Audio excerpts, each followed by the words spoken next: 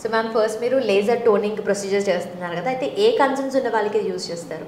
Laser toning అనేది queue switched ఎన్డియాగ్ laser, అది carbon toning అని అవన్నీ యూజ్ చేస్తాం. అది చాలా వర్సటైల్ లేజర్, అన్నిటికీ వాడచ్చు. బేసికలీ పిగ్మెంటేషన్ కోసం చాలా బాగా పనిచేస్తుంది. అంటే మన మంగు మచ్చలు, లేకపోతే పింపుల్ వల్ల వచ్చే marks, or acne scars, open pores, skin tightening, anti aging, చిన్న చిన్న హెయిర్స్ కూడా వెళ్ళిపోతాయి.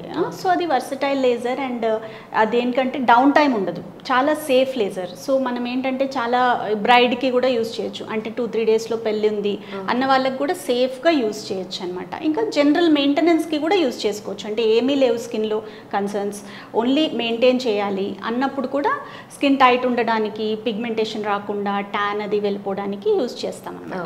సో దానికి క్యూ స్విచ్ ఎన్డియాగ్ లేజర్ మనం వాడుతూ ఉంటాము. దీన్ని లేజర్ టోనింగ్ ప్రొసీజర్ అంటాము. ఒక 6 to 8 సెషన్స్ అట్లా పడతాయి నార్మల్ స్కిన్ రావడానికి. మంత్లీ వన్స్ చేస్తాము. అండ్ 15 minutes 20 minutes ప్రొసీజర్, ఎక్కువ టైం పట్టదు. కానీ డర్మటాలజిస్ట్ డాక్టర్సే చేయాలి ఇది, వేరే వాళ్ళు అంటే హెల్పర్స్ కానీ వాళ్ళు టెక్నీషియన్స్ కానీ చేసే లేజర్ కాదు ఇది. ఓకే, దాని మ్యామ్ ఇప్పుడు ఈ మధ్య చాలా మంది కూడా క్లినిక్స్ పెట్టుకుని చేస్తూ ఉన్నారు కదా, సో వాళ్ళు ప్రాపర్ సర్టిఫైడ్ డర్మటాలజిస్ట్ కాకపోయినా కూడా చేస్తున్నారు కదా. సో జనరల్లీ ఆ డిఫరెన్షియేషన్ ఎట్లా చూసుకోవాలి మనం? అంటే స్కిన్ అనేది చాలా complicated organ, largest organ of the body. దాన్ని నేర్చుకోవడానికి చాలా టైం పడుతుంది. అంటే ఎంబీబీఎస్ చదవాలి, ఎండీ చేయాలి, ఇన్ని ఉన్నాయి. తర్వాత స్పెషల్ ట్రైనింగ్ ఇన్ మన కాస్మెటిక్ డర్మటాలజీ కూడా తీసుకోవాలి. అప్పుడు కానీ మనము స్కిన్ అర్థం కాదు.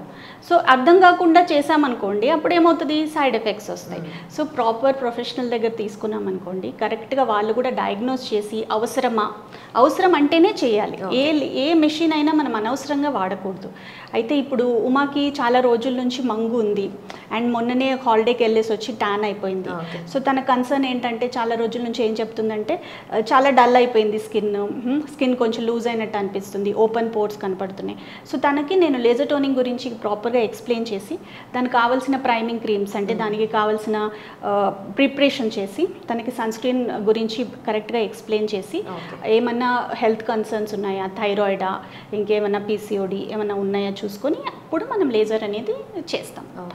ఓకే, సో హెల్త్ ఇష్యూస్ ఏమైనా ముందే తెలుసుకొని దాని తగ్గట్టుగా skin is the mirror of the health అంటాం కదా. సో మనం హెల్త్ని ప్రిపేర్ అంటే బాగా చేయకుండా ఓ లేజర్స్ చేస్తున్నాము, పీల్స్ చేస్తున్నాము, ఏదో క్రీమ్స్ పూస్తున్నామంటే రూట్ కాజ్ ఉండిపోయింది అనుకోండి, మనకి రిజల్ట్ అనేది పర్మనెంట్గా ఉండదు. ఓకే, స్టార్ట్ చేద్దామా ప్రొసీజర్? సో మెషిన్ ఆన్ చేస్తున్నాను.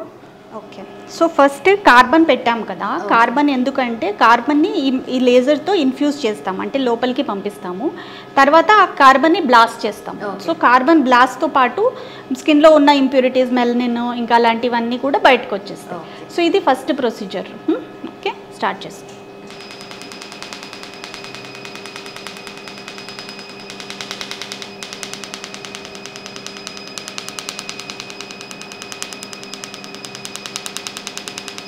లేజర్ చేసేటప్పుడు ఎప్పుడు ఐ ప్రొటెక్షన్ ఉండాలి. సో వితౌట్ ఐ ప్రొటెక్షన్ చేస్తే మంచిది కాదు కళ్ళకి. పేషెంట్కి ఉండాలి, చేసే డాక్టర్ కూడా గాగుల్స్ పెట్టుకొని చేయాలి.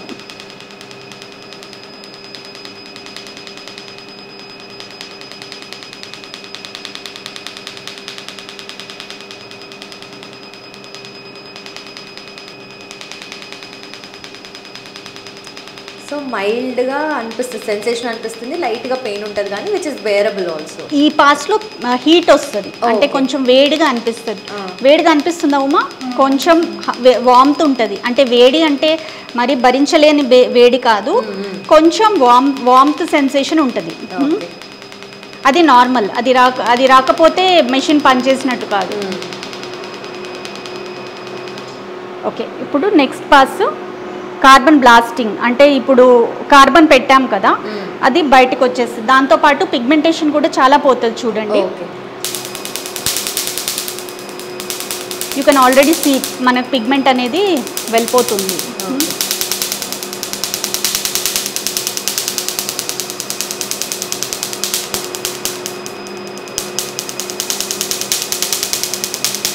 ఆ డిఫరెన్షియేషన్ ఇమీడియట్గా తెలిసిపోతుంది.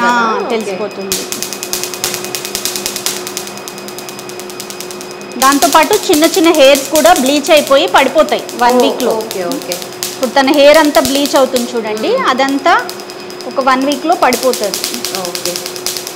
సో చాలా మందికి మల్టిపుల్ ప్రాబ్లమ్స్ ఉంటాయి కదా, నాట్ జస్ట్ పిగ్మెంటేషన్, యాక్నే, అంటే కొన్ని స్కార్స్ అట్లానే ఉండిపోతాయి కదా, అండ్ ఆల్సో పోర్స్ కూడా ఓపెన్ పోర్స్ ఉంటాయి కదా, సో వాటన్నిటికి కూడా ఒకటే ప్రొసీజర్ అంటే చాలా పెద్ద స్కార్స్ ఉన్నాయి, యాక్నే స్కార్స్ ఉన్నాయి అంటే వేరే లేజర్ వాడతాము. ఓకే, CO2 లేజర్ అని వాడతాము. ఇది జస్ట్ మైల్డ్గా ఉండే వీటిని పోగొడుతుంది స్కార్స్ని. ఇప్పుడు ఒక చూడొచ్చు ఆల్రెడీ కొంచెం పిగ్మెంటేషన్ అనేది తనకి తగ్గింది. ఓకే, సో లిప్స్ లోపల తీసుకో.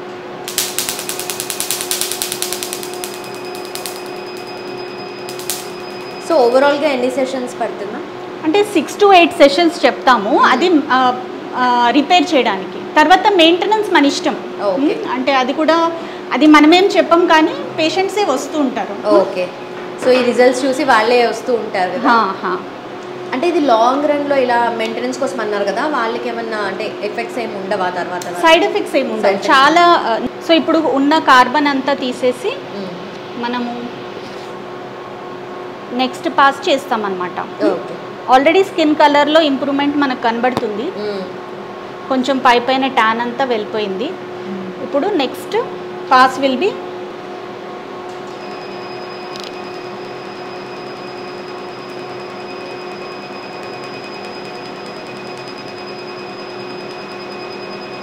ఇలా తిప్పండి.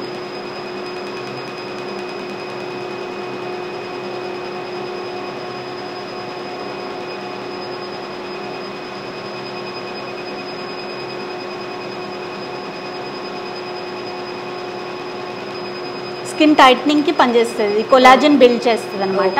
సో దీనివల్ల కొంచెం ఏజింగ్ స్కిన్, కొంచెం లూజ్ అయిపోయిన స్కిన్ కూడా టైట్ అవుతుంది అనమాట. చిన్న చిన్న రింకిల్స్, ఇంకా ఉమాకి రింకిల్స్ రాలే కానీ రింకిల్స్ ఉంటే రింకిల్స్ కూడా తగ్గుతాయి అన్నమాట. సో అందుకే పెద్దవాళ్ళల్లో చాలా బాగా రెస్పాన్స్ అనేది పెద్దవాళ్ళకి బాగా నచ్చుతుంది. ఒక 50+ అలాంటి వాళ్ళు చాలా బాగుంది అంటారు. సో యాంటీ ఏజింగ్ లాగా కూడా యాంటీ ఏజింగ్ పర్పస్కి పనిచేస్తుంది.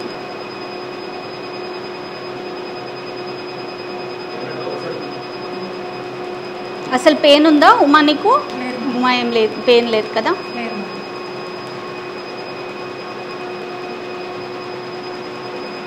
సో ఈ పిగ్మెంట్, ఈ మంగు మచ్చలకి చాలా మంచి ట్రీట్మెంట్ అనమాట ఇది.